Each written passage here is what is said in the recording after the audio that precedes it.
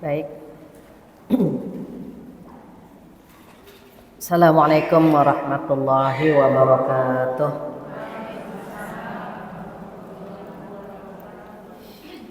Ibu sehat semuanya?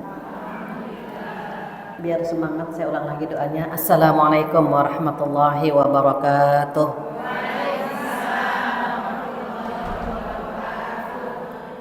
Bismillahirrahmanirrahim. Nahmaduhu wa nasta'inuhu wa nastaghfiruh. Wa na'udzu billahi min syururi anfusina wa min sayyiati a'malina. May yahdihillahu fala mudilla lahu wa may yudlilhu fala hadiya lahu. Asyhadu an la ilaha illallah wahdahu la syarikalah wa asyhadu anna Muhammadan 'abduhu wa rasuluhu la nabiyya ba'dah. Sedikit ada atraksi lagi ya, Bu. Di sini udah oke belum? Ya, udah oke. Oke. Alhamdulillah dan alhamdulillah dengan izin Allah, hari ini kita bertemu lagi setelah liburan 1 tahun kemarin. Dan ke tahun kemarin kita sudah ketemu, ini kita sudah memasuki bulan Sya'ban. Ibu masih ingat dengan perkataan seorang ulama, Abu Bakar Al-Warraqi, berkata bulan Rajab adalah bulan menanam, bulan Sya'ban bulan menyiram, bulan Ramadan bulannya panen. Maksudnya apa? Ketika Abu Bakar Al-Warraqi ini berkata bulan Sya'ban yang kemarin tuh, Bu, bulan menanam kebaikan. Terus bulan ini nih, bulan Sya'ban, kita siram, kita biasakan. Insya Allah bulan depan, bulan Ramadan, kita sudah menikmati hasilnya karena kita sudah membiasakannya. Membiasakan kebaikan bulan kemarin, kita kuatkan bulan ini, maka akan menjadi kebiasaan di bulan Ramadan. Mudah-mudahan yang hadir hari ini Allah berikan kesehatan, umur yang panjang, bisa bertemu dengan bulan Ramadan, keluarga yang sakinah, dan insya Allah kita semua kelak husnul khatimah. Amin ya rabbal alamin. Tak lupa selawat dan salam kita sampaikan kepada kekasih kita Rasulullah Sallallahu Alaihi Wasallam, yang alhamdulillah kita selalu mempelajari sabda beliau setiap bulan. Berharap sekali dengan mempelajari sabda beliau kita bisa menghidupkan sunnahnya, bisa menyebarkan agamanya, dan bisa istiqomah mengikuti ajarannya sampai akhir usia kita insya Allah. Mudah-mudahan kalau kita mendapatkan syafaat dari Rasulullah Sallallahu Alaihi Wasallam, dan mudah-mudahan kita bisa berkumpul di surga nanti. Amin ya rabbal alamin. Hari ini kita sampai ke hadis ke-17. Alhamdulillah 16 hadis sudah kita hafal dan kita pahami. Yang belum hafal bisa nyusul dihafalkan. Apa hadis ke-17? Hadis ke-17, bismillahirrahmanirrahim. An Abi Ya'la Shaddad bin Aus radhiyallahu anhu.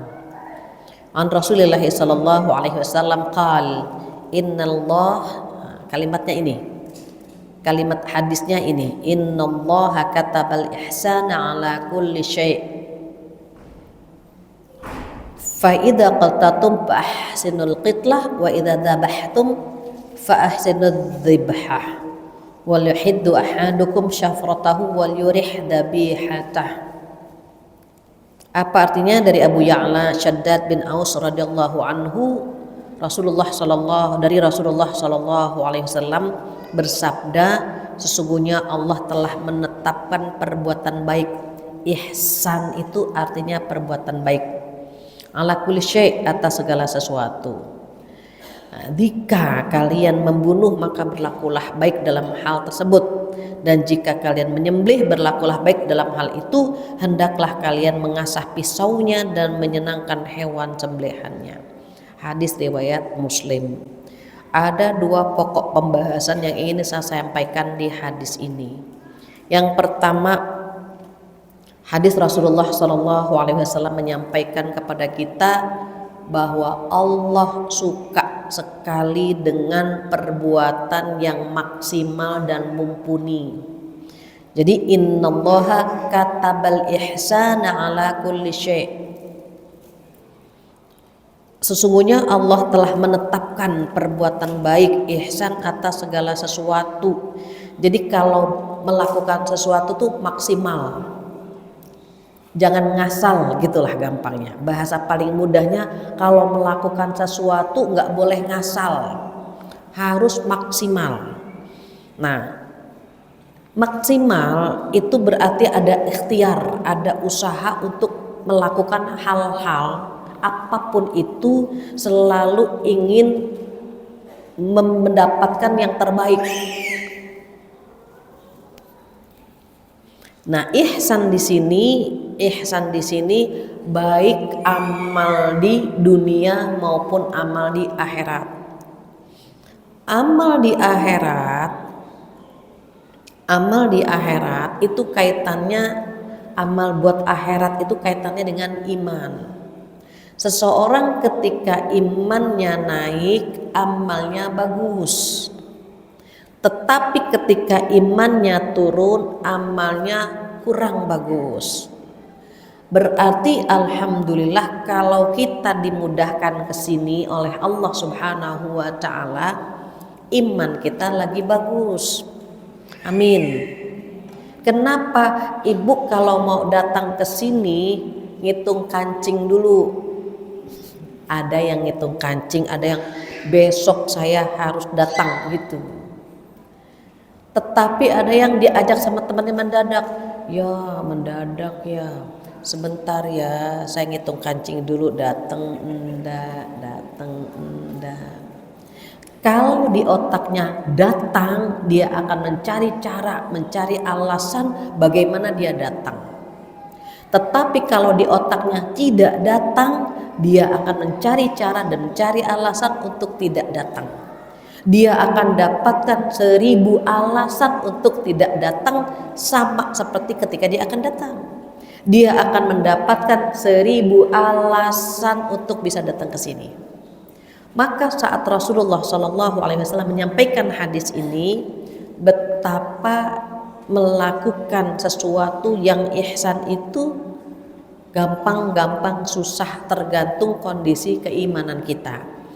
Ketika Allah Subhanahu wa taala menetapkan ihsan dalam segala sesuatu, diingat ihsan untuk amalan di dunia dan ihsan untuk amalan di akhirat. Yang kita bahas akhirat dulu. Ihsan dalam urusan akhirat kaitannya apa? Pertama kaitannya dengan iman, yang kedua kaitannya dengan Islam. Diingat ya Bu, kita pembahasannya akhirat dulu. Nanti dunianya akan kita bahas. Kenapa akhirat dulu? Karena kalau kita dunia, mikir dunia itu udah pinter dengan sendirinya. Tapi untuk urusan akhirat itu ada unsur yang dipaksakan. Sholat sunnah ya, kalau wajib kan wajib. Sholat sunnah, baca Quran, sedekah, itu dipaksakan. Mau umroh itu kan sunnah, dipaksakan. Kalau wajib nggak ada bargaining di situ. Kalau wajib dikerjakan. Yang kita bahas bagaimana bulan Sya'ban ini amalan sunnah itu sudah menjadi kebiasaan. Kenapa? Karena bulan Rajab bulannya menanam, udah lewat kan. Sekarang bulan pembiasaannya, pemanasan menyambut bulan suci Ramadan ini dari sekarang. Kalau di pikiran kita akhirat, pasti yang kita pikirkan adalah bagaimana hubungan dengan Allah bagus. Jadi maksimal ibadahnya. Dan saya sampaikan di awal bahwa ihsan itu maksimal atau baik itu ada unsur rukun imannya, ada unsur rukun Islam. Nanti dia berbaur jadi satu, membuat kekuatan untuk beribadah. Pernah kita bahas ya hadis begini, man kana yu'minu billahi wal yaumil akhir, gitu kan, falyaqul khairan aw liyasmut, dan seterusnya. Barang siapa yang beriman kepada Allah dan hari kiamat, maka dia akan mengucapkan yang baik-baik saja atau diam. Hendaknya dia mengucapkan yang baik-baik saja. Begitu juga seterusnya. Barang siapa yang beriman kepada Allah dan hari kiamat, maka dia akan mampu memuliakan tamunya. Ketika dia maksimal melakukan ini, kenapa? Karena hadisnya barang siapa yang beriman kepada Allah dan hari kiamat, itu rukun iman. Terus yang bisa membuat dia kok maksimal gitu ya, ibadahnya maksimal, itu ada rukun Islam juga di situ. Contoh, Allah berfirman, a'udzubillahi minasyaitonirrajim, aqimis sholah inna sholata tanha 'anil fahsya'i wal munkar, gitu kan? Dirikanlah sholat karena sesungguhnya sholat itu mampu mencegah perbuatan keji dan munkar. Jadi kata Rasulullah apa? As-sholatu nur. Sholat itu adalah cahaya. Cahaya yang pertama adalah cahaya di dunia. Kita dibimbing, ada cahaya, kita ngikutin cahaya ini mau jalan kemana. Contoh, ini masjid, misalnya listrik mati, malam-malam listrik mati, kita bisa nggak nyari pintu sebelah kanan yang mana, pintu sebelah kiri yang mana?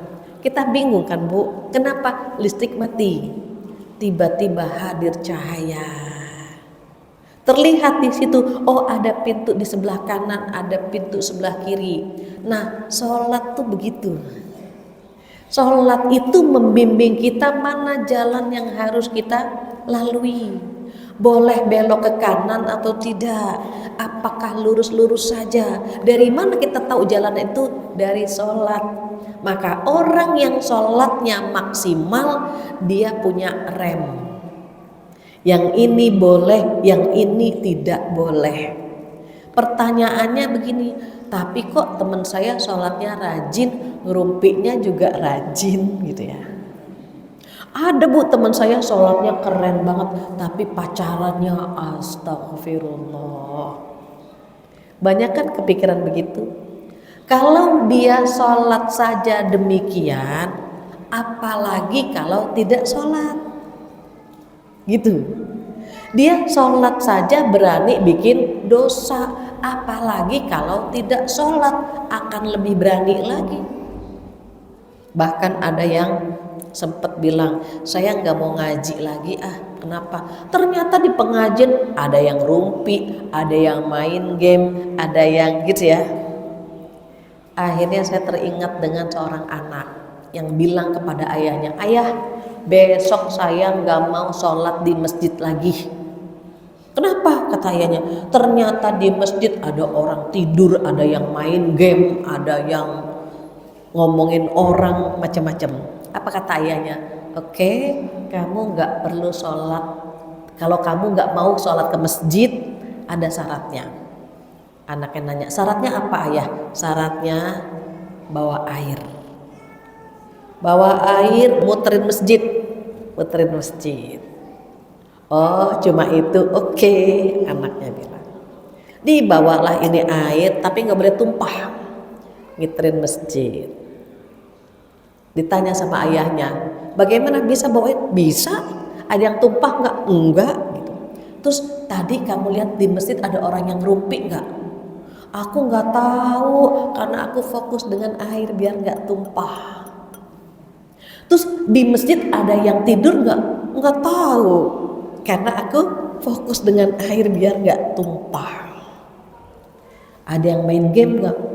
Nggak ngelihat, kan aku fokus sama air. Apa kata ayahnya? Demikian juga kalau kamu ke masjid. Kalau mau fokus ibadah, jangan perhatiin orang lain. Biarkan mereka mungkin ngerumpi, main game gitu. Kalau kamu fokus, yang begitu tuh nggak kelihatan gitu maksudnya. Kalau kita masih ngelihat yang kertil-kertil, berarti kita kurang fokus. Pernah kan keluar dari pengajian ada yang bilang, tadi ngeliat Bu Tina nggak? Ya Allah, bedaknya tebel banget. Kadang-kadang, aku ngeliat Bu Susi aneh deh, kenapa? Alisnya mencong sebelah. berarti dia nggak fokus nuntut ilmu. Kalau dia fokus, yang begitu tuh nggak kelihatan.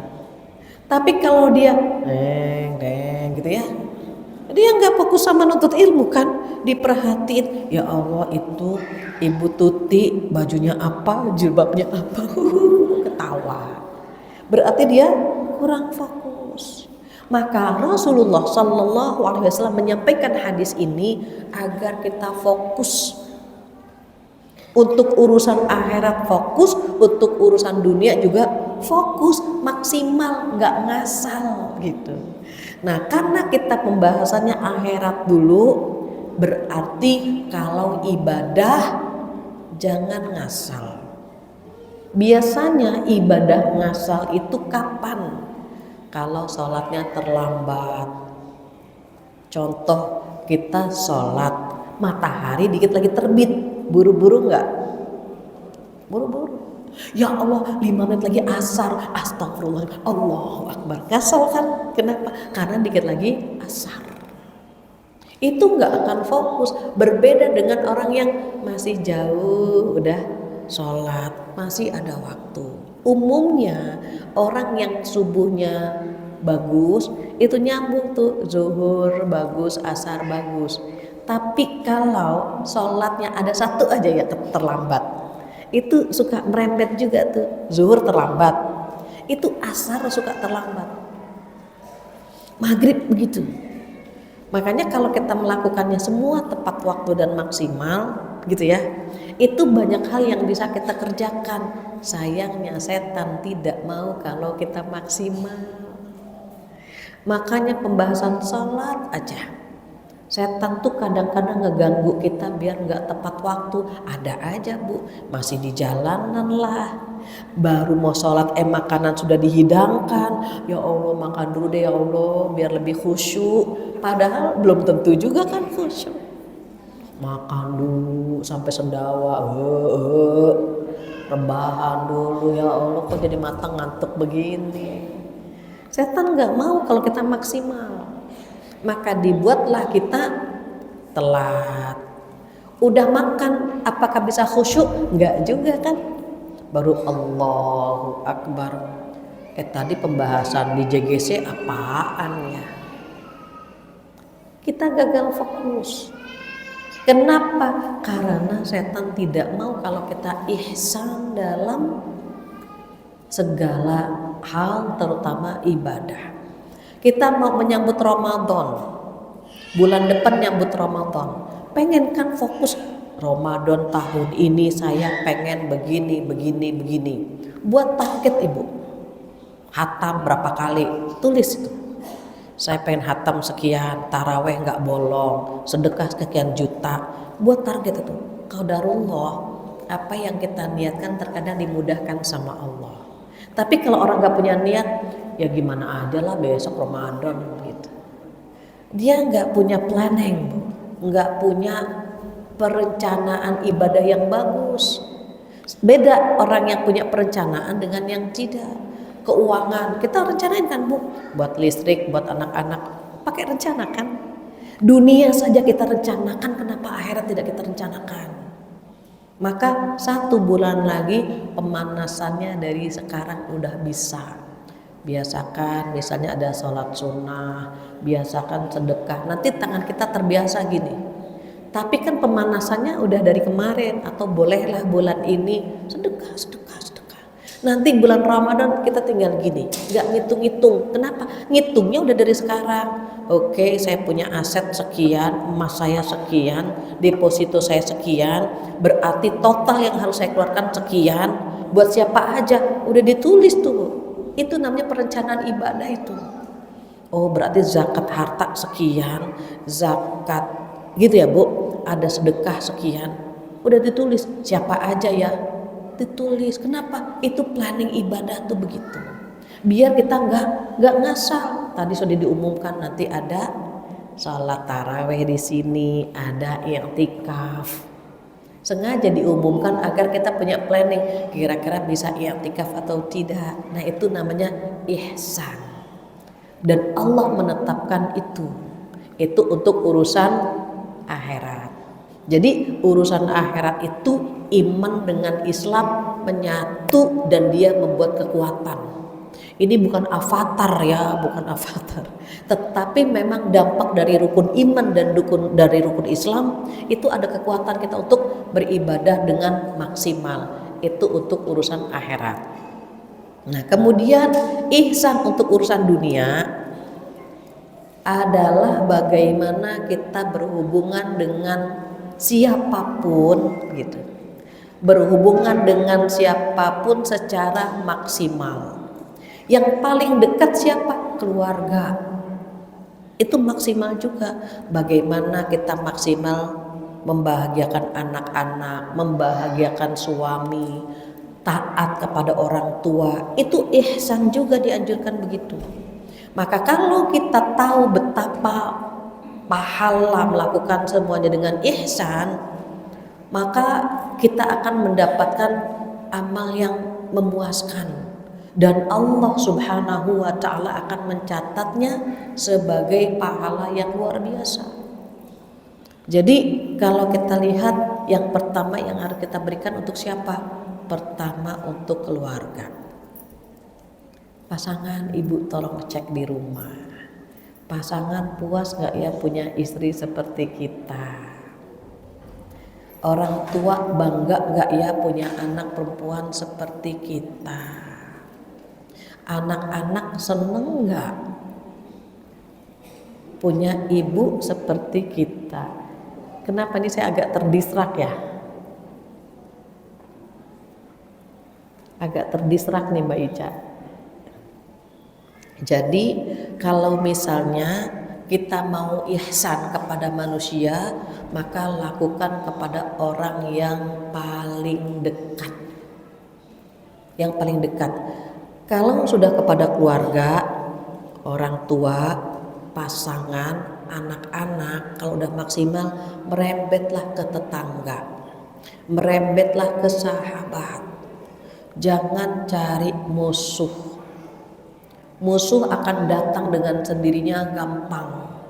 Tetapi pribadi kita hindari membuat masalah, hindari semaksimal mungkin bagaimana agar kita tidak bermasalah. Kalau ada orang yang benci sama kita, urusan dia sama Allah. Ada orang membuli kita, urusan dia sama Allah. Kenapa? Karena tangannya tangan mereka, lisannya lisan mereka. Tugas kita bagaimana mengendalikan tangan kita, mengendalikan lisan kita. Karena nanti yang dimintakan tanggung jawab adalah lisan kita dan tangan kita.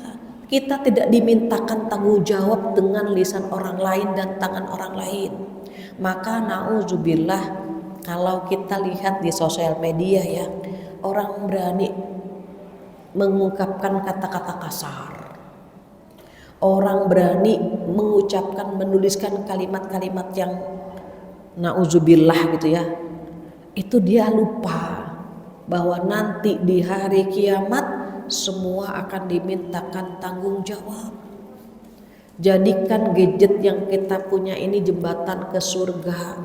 Ada ayat Quran di sini, ada hadis di sini, ada Asmaul Husna di sini. Jadi kalau kita iseng yang kita lihat, oh iya ya pembahasan hadis kemarin apa ya? Ada pahala di sini. Tapi kita lebih sering apa? Scroll TikTok, Instagram, terus komentar deh. Ya Allah nggak nyangka ya. Ramadan, hal yang begini nih kita usahakan untuk tidak kita lakukan. Kenapa? Pengen maksimal ibadah di bulan Ramadan yang begini nih enggak. Makanya ada jamaah saya, dia bilang apa? Bu Fatihah, untuk Ramadan kemungkinan sosial media saya enggak aktif. Jadi kalau misalnya ibu posting mention nama saya di story, mohon maaf saya enggak baca.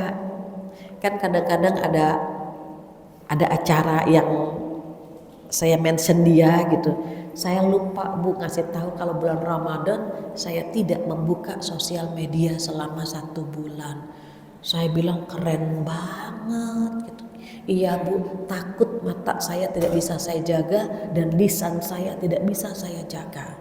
Maka saya tutup sosial media. Berarti apa? Kalau kita nggak bisa nutup, minimal kita mengurangi. Biar nanti Ramadan udah terbiasa tuh nggak meriang kan Bu, nggak megang sosial media gitu. Kenapa? Kan pengen maksimal.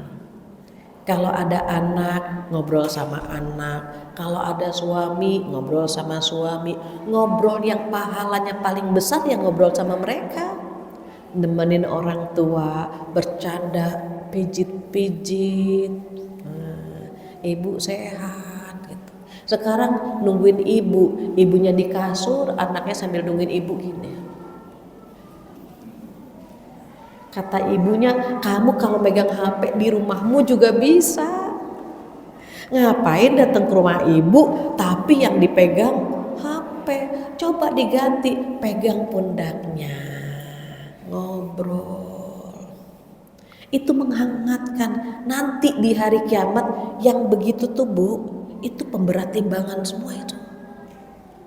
Ngobrol paling banyak pahalanya tuh begitu.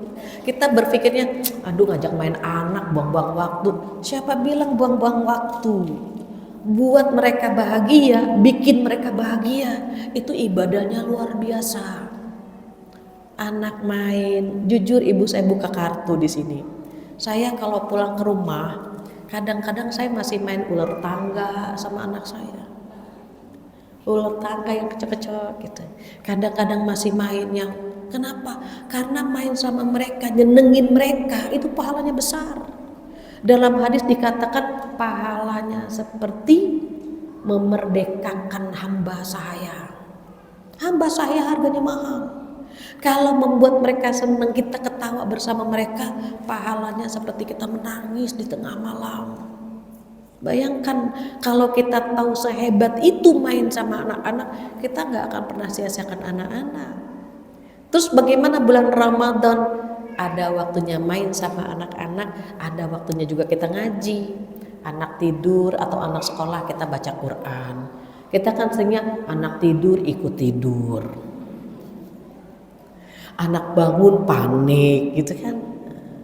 Lagi pengen belajar ihsan terutama di bulan Ramadan nanti. Maka ihsan yang pertama untuk urusan akhirat, ihsan yang kedua untuk dunia, berhubungan dengan orang-orang yang kita sayang dan orang-orang yang kita cinta.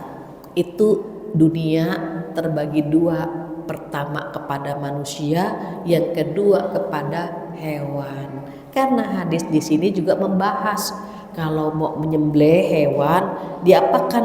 Tajamkan pisaunya. Jadi dikatakan wa idza dzabahtum fahsinud dzibahah. Kalau mau menyembelih hewan gitu ya, hendaklah kalian mengasah pisaunya dan menyenangkan hewan sembelihannya. Ini misalnya pisau Bu, pisau mau buat nyembelih, mohon maaf jangan dikasih lihat ke hewan. Ada kan yang kalau bawa pisau ditenteng-tenteng gitu pisaunya, mana tajam banget, itu kambing sama sapi ngeliatin. Etikanya gimana? Ini pisau letakkan di belakang tuh. Jadi si hewan gak ngeliat orang tersebut bawa pisau. Kita perlu berperi kehewanan juga, bukan hanya peri kemanusiaan, tapi ada peri kehewanan juga. Ini pisau disembunyikan sehingga hewan yang akan kita sembelih tidak melihat kalau kita bawa pisau. Dan Rasulullah SAW tidak suka kalau ada orang mau nyembelih hewan, kupingnya yang ditarik. Ada kan Ibu? Kuping ditarik, kuping kambing. Itu Rasul melarang itu. Gimana kalau diperlakukan dengan baik, mau nyembelih itu ada etikanya Bu. Misalnya nih kambing itu ditutup tirai, jangan sampai kambing dan sapi melihat saudaranya lagi disembelih. Mereka punya tingkat kesetresan juga tuh Bu. Jadi kalau disembelih itu yang ngelihat tuh Bu, itu stres juga hewan itu. Bahkan ada yang sampai kabur kan ketika melihat saudaranya disembelih. Hal-hal seperti itu tuh perlu diperhatikan. Makanya orang yang menyembelih itu kan harus yang pakar, yang ahli. Pisaunya sudah diasah, dicek dulu, kebatuk pecah nih, atau kebarang dia terputus, baru jangan sampai itu menyiksa. Tumpul pisaunya. Dia udah gitu kan Bu, itu menyiksa, itu berdosa. Hewan peliharaan di rumah juga sama. Ibu punya hewan peliharaan di rumah, tolong dikasih makan, tolong diperhatikan dengan baik. Saya punya jamaah, Masya Allah, dia punya kucing. Itu kandang kucingnya hampir satu kamar anak saya Bu. Jadi ada pasir tempat dia pup, ada perosotan, ada ayunan seperti playground.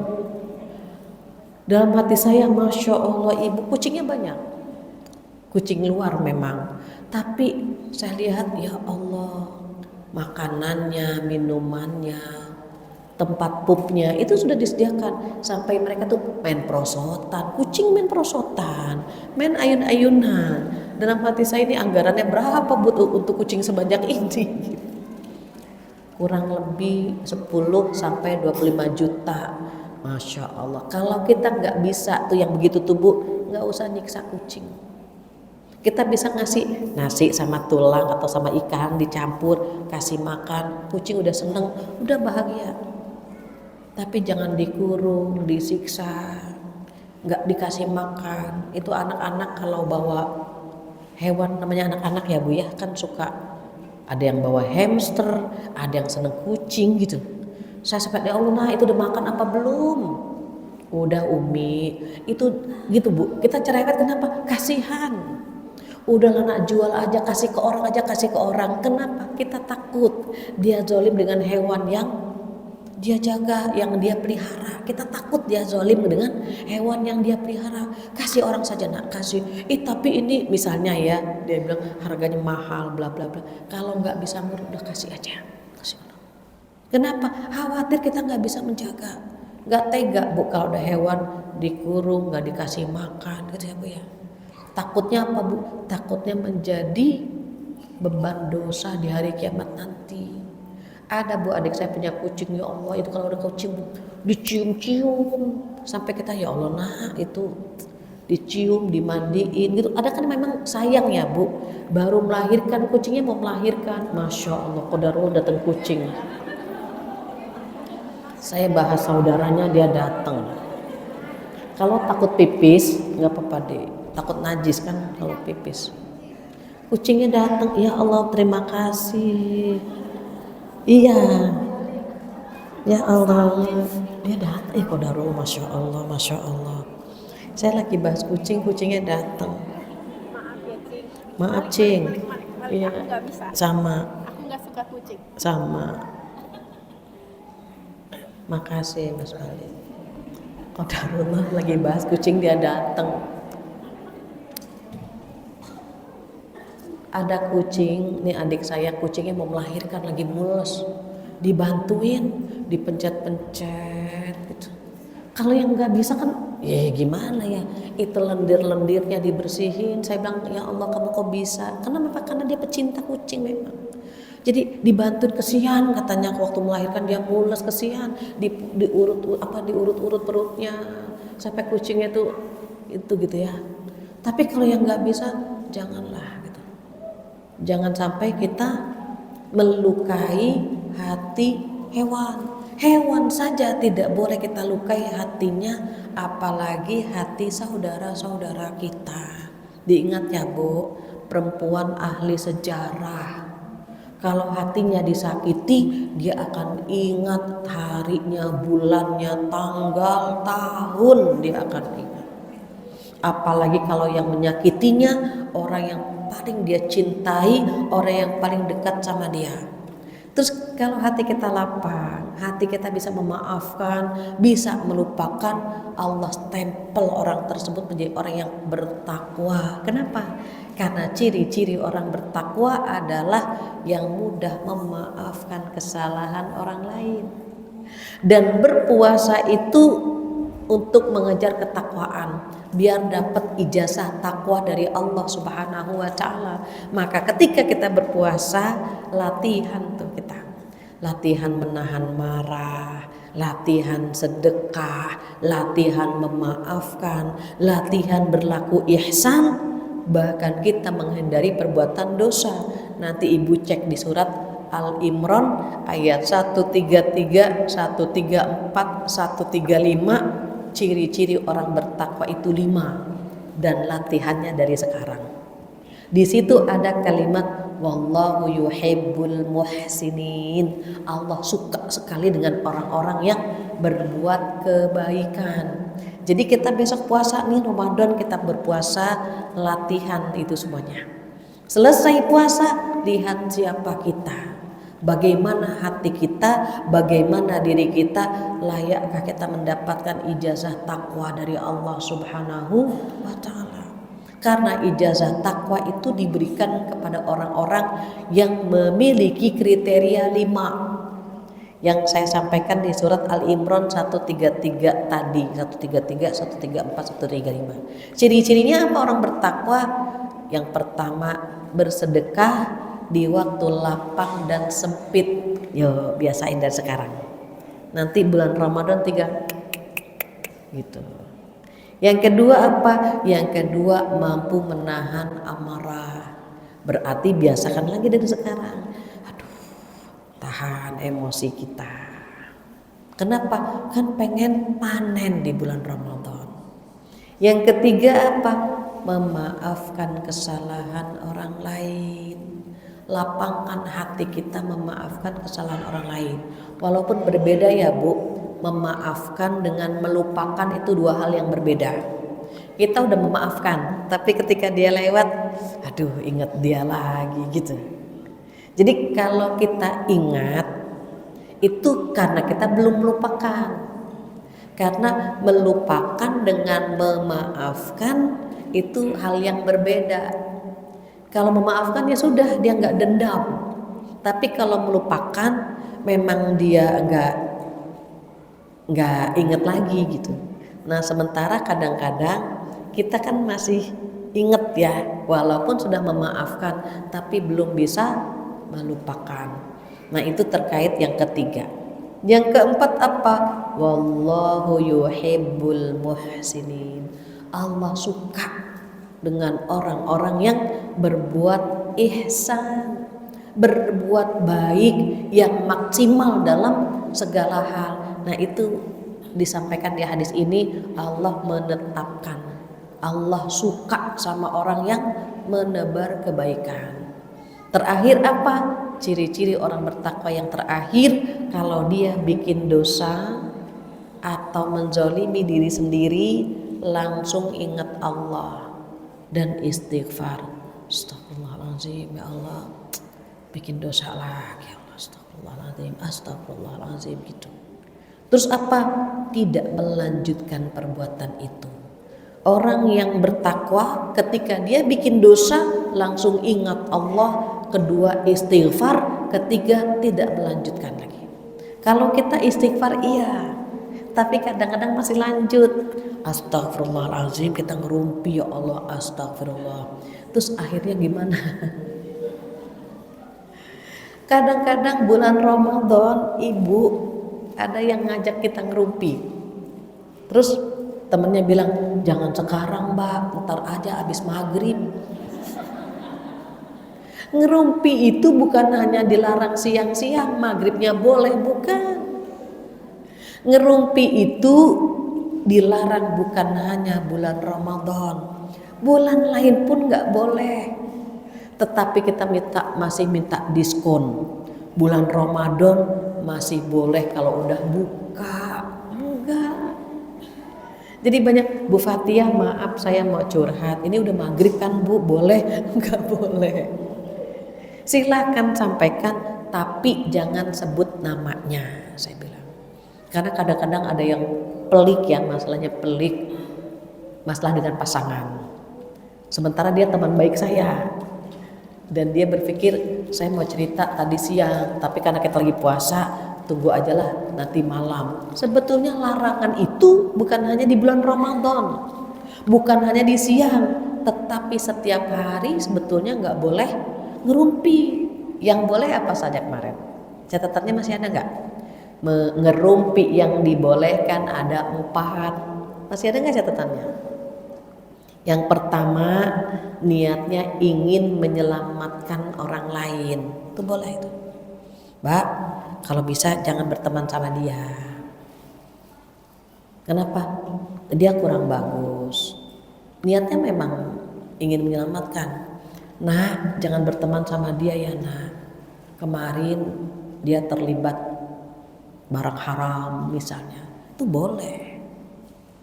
Atau teman kita, Mbak, saya kemarin melihat calon suaminya begini-begini. Kalau bisa jangan dilanjutkan. Itu boleh. Kenapa? Menyelamatkan orang lain itu nggak ngerumpi. Itu yang pertama.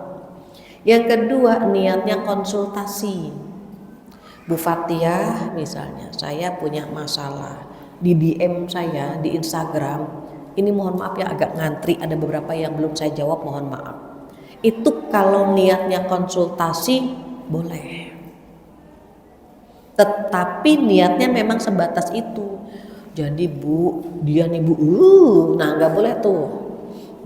Dia tuh perempuan geber, itu nggak boleh. Kalau konsultasi fokus sama niatnya konsultasi. Di lebih-lebihan tetap jatuhnya ngerumpi. Maka itu yang kedua. Yang ketiga yang dibolehkan adalah mencari solusi. Tetangga berantem, gimana nih solusinya? Kakak adik berebut warisan, gimana solusinya? Itu ngerumpi yang dibolehkan gitu. Kenapa? Dia ingin mencari solusi. Makanya kadang-kadang suami saya suka dipanggil atau diundang ke salah satu keluarga ketika mereka udah ricuh masalah warisan.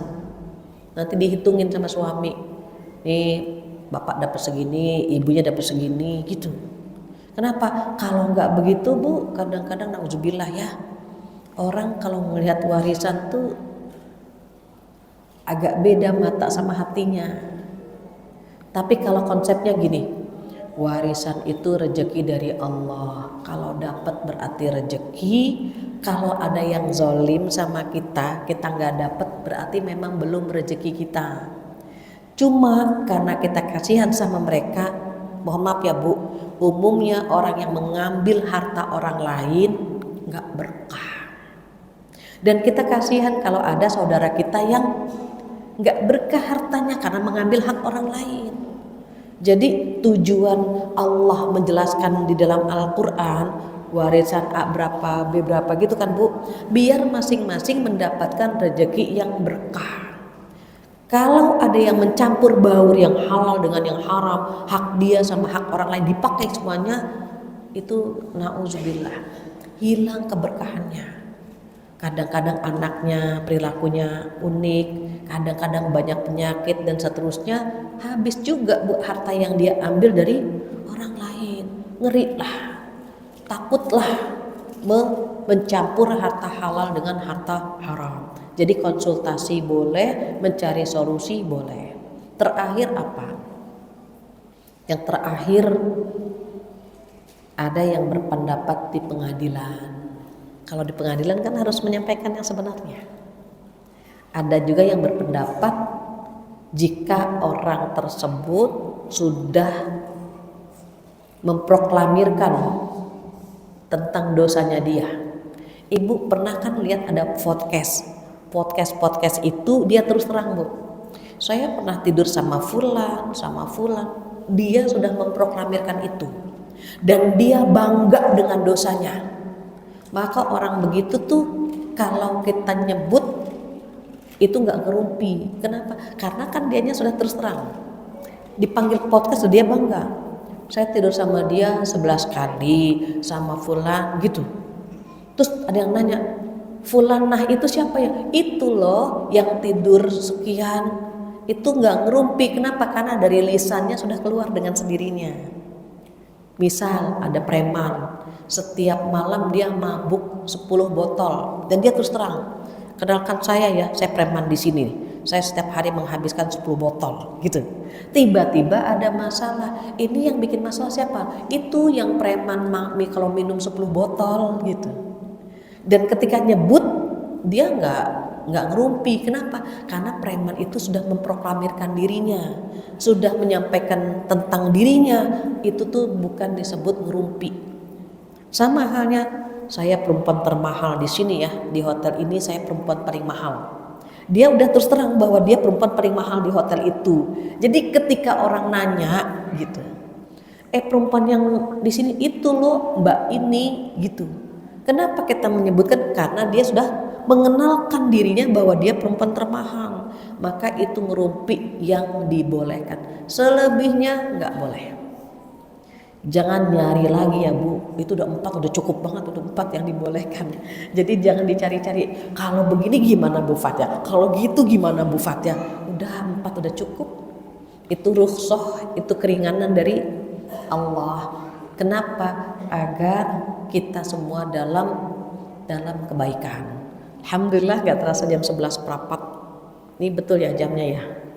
Mudah-mudahan kita bisa berlaku ihsan baik kepada manusia maupun kepada hewan, baik untuk persiapan di negeri akhirat maupun kebaikan di dunia. Demikian wallahu a'lam bishawab. Ada yang ingin bertanya atau menambahkan? Mungkin ada 1-2 orang saja ya, karena hampir setengah 12. Saya kembalikan lagi kepada MC, silakan.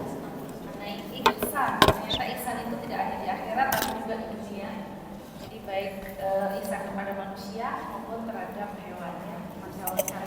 Silakan Ibu, ada yang mau bertanya? Mungkin karena keterbatasan waktu kita buka 2 penanya aja. Ada yang mau bertanya?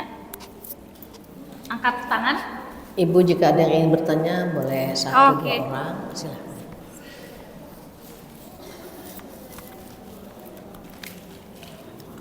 Assalamualaikum warahmatullahi wabarakatuh. Waalaikumsalam. Saya tadi bilang kan kita sering naik, iman kita sering naik turun ya. Bagaimana cara atau kiat-kiat agar iman kita senantiasa stabil, tidak naik turun itu saja. Iya. Terima kasih. Assalamualaikum warahmatullahi wabarakatuh. Waalaikumsalam. Kita pengennya begitu, pengennya stabil. Masalahnya kitanya yang bikin nggak stabil. Jangankan kita, sekali Abu Bakar, sekali Hanzalah itu sempat bertanya kepada Rasulullah SAW. Kenapa mereka merasa kalau dekat dengan Rasulullah, kalau habis kumpul dengan Rasulullah, mendengarkan pencerahan, pengajian, tausiah dari Rasulullah SAW, mereka merasa seakan-akan surga di depan mata. Saya akan melakukan ini, saya akan melakukan itu. Dan mereka semangat. Tapi kalau sudah pulang ke rumah, kata Hanzalah kepada Abu Bakar, aku kalau udah sampai di rumah aku lupa dengan niatku yang barusan. Aku ngobrol lagi dengan anakku, dengan istriku, aku bercumbu lagi dengan istriku dan seterusnya. Apa kata Hanzalah? Aku takut banget aku ini orang munafik.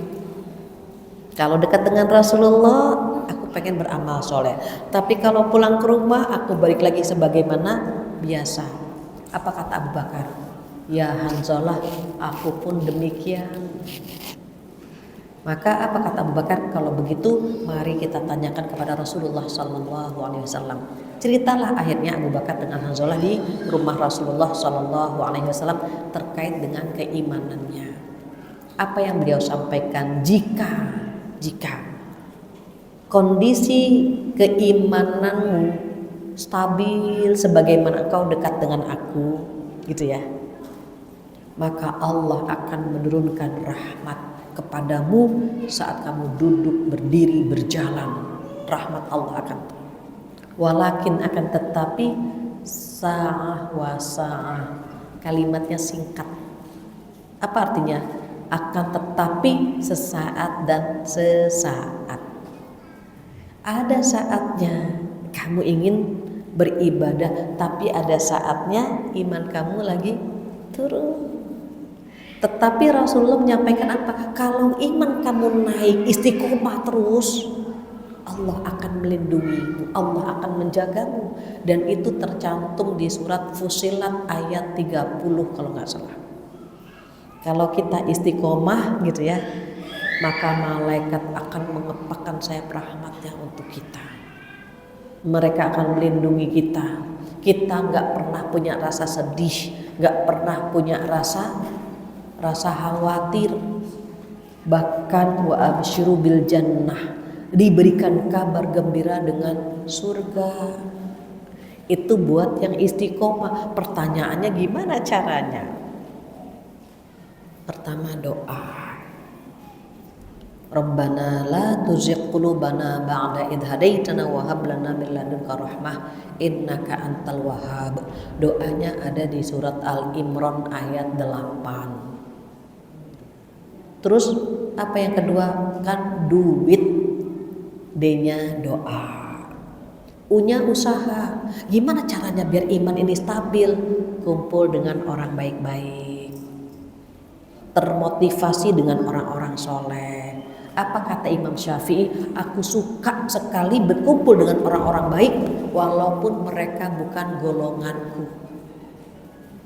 Jadi kalau mau ngaji, mau kumpul sama orang baik-baik, nggak apa-apa, nggak satu circle, nggak apa-apa. Kumpul aja, orang baik-baik tuh banyak gitu. Imam Syafi'i saja seneng kumpul sama orang baik-baik walaupun mereka bukan golonganku, tetapi aku berharap seperti mereka. Jadi ada usaha, kan duit, D-nya doa, U-nya usaha. Kita jalani dengan ikhlas. Kadang-kadang ujubnya keluar, kadang-kadang takaburnya keluar, teken. Kadang-kadang ngeluhnya keluar, ih nggak enak banget tadi ngaji di sini, teken. Kan niatnya kan untuk Allah. Kalau niatnya buat manusia, Allah nggak tertarik. Allah nggak tertarik kalau ibadah kita ada sedikit niat buat manusia. Dia dapat dari manusia, tapi Allah nggak melirik amal kita yang dilakukan karena manusia. Makanya Allah. Kadang-kadang setan keluar tuh Bu. Ih senengnya kumpul gitu ya. Setan tuh lebih licik dari apa yang kita pikirkan. Makanya ikhlas. Kalau ada cut Allah gitu. Keluar Allah, engkau Allah ya Allah karena engkau. Biar setan gak ada kesempatan masuk.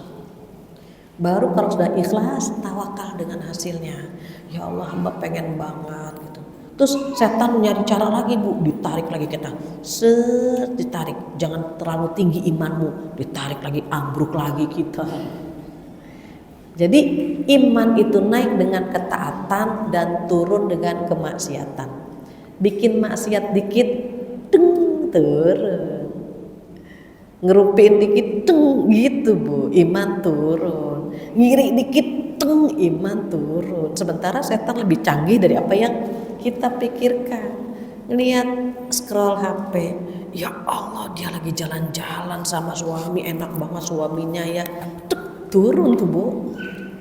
Bukan hanya imun yang turun, iman juga turun. Makanya kalau kita ngelihat takut jadi hati kita bermasalah melihat ini Bu, nggak usah dilihat, nggak usah. Kita suka kepo, lihat dia lagi ngapainnya, Susi lagi ngapain di Susi nih. Ternyata Susi lagi berbahagia, dia bahagia, kita yang sakit, turun langsung. Bukan hanya imun yang turun, iman juga turun. Itu yang bikin kita harus menjaga. Tapi diingat ya, setan bukan tandingan kita. Kita perlu berdoa kepada Allah. Nanti tengok di surat An-Nur ya, kalau nggak salah surat An-Nur ayat 21. Itu kita ulang-ulang baca itu tuh, ya Allah, Allah tuh sayang banget. Sayang banget Allah sama kita. Sampai kalau kita baca di surat itu ada kalimat Allah gini, kalau bukan karena karunia Allah kepadamu, maka kamu tidak akan pernah selamat dari setan selama-lamanya. Coba Bu, kalau bukan karena karunia Allah, kita nih nggak di sini gitu. Kita udah babak belur diganggu sama setan, dibujuk sama setan gitu ya. Tapi ke ayat itu tuh kalau kita baca Allah sayang banget ya. Makanya ada kalimat apa? Wahai orang-orang yang beriman, janganlah kamu mengikuti langkah-langkah setan. Kenapa? Karena setan menyuruh kepada perbuatan keji dan munkar. Kalau bukan karena karunia Allah kepadamu, maka kalian tidak akan pernah selamat dari setan selama-lamanya. Kalau kita dilindungi, kalau kita dijaga, itu karena kebaikan Allah saja, bukan karena kehebatan kita, Ibu. Kebaikan Allah, kita dibimbing ke pengajian ini, kita dipermudah bersedekah, dipermudah sholat sunnah, dipermudah puasa sunnah. Allah aja Bu yang ngejaga kita. Allah sayang banget sama kita. Kalau Allah lepas tangan, hancurlah kita. Maka jangan jauh-jauh dari Allah. Lapor sama Allah, ya Allah jangan kau tinggalkan hamba. Walau sedetik jangan ya Allah. Hamba tidak sanggup kalau ditinggal oleh Allah. Tuh doanya gitu Bu, jangan ditinggal ya Allah. Kenapa? Gak sanggup Bu. Kita kalau gak dijaga sama Allah, siapa kita? Aduh, kita bukan siapa-siapa Ibu. Kalau Allah gak ngelindungin, hancur kita Bu. Tapi kita masih dijaga, dibimbing ke pengajian gitu kan Bu, dikumpulkan dengan orang baik-baik, itu karena kebaikan Allah semuanya. Jadi tetap berdoa, tetap ada usaha, ikhlas aja menjalankannya. Mudah-mudahan Allah akan melindungi kita sampai akhir usia. Demikian Allah. Amin ya rabbal alamin. Baik, karena sudah setengah 12, saya rasa cukup sekian, dan insya Allah kita bertemu lagi bulan depan. Ramadan ada kajian kan Neng? Ada. Ramadan ada kajian, nggak libur. Insya Allah kita bertemu lagi Sabtu pertama di bulan Ramadan. Mudah-mudahan kita bertemu dengan keimanan yang lebih baik lagi, dengan kesehatan yang lebih baik lagi, dengan rezeki yang lebih baik lagi, dengan sahabat-sahabat yang lebih baik lagi. Karena umur kita sudah bertambah, jadi kita harus memilih circle yang baik ya Bu ya. Demikian yang bisa saya sampaikan, kesempurnaan milik Allah, kekurangan dari saya mohon dimaafkan. Kita tutup dengan doa penutup majlis bersama-sama. Subhanakallahumma wa bihamdika asyhadu an la ilaha illa anta astaghfiruka wa atubu ilaik. Wabillahi taufiq wal hidayah. Assalamualaikum warahmatullahi wabarakatuh. Waalaikumsalam warahmatullahi wabarakatuh. Masya Allah bagus sekali ya Ibu.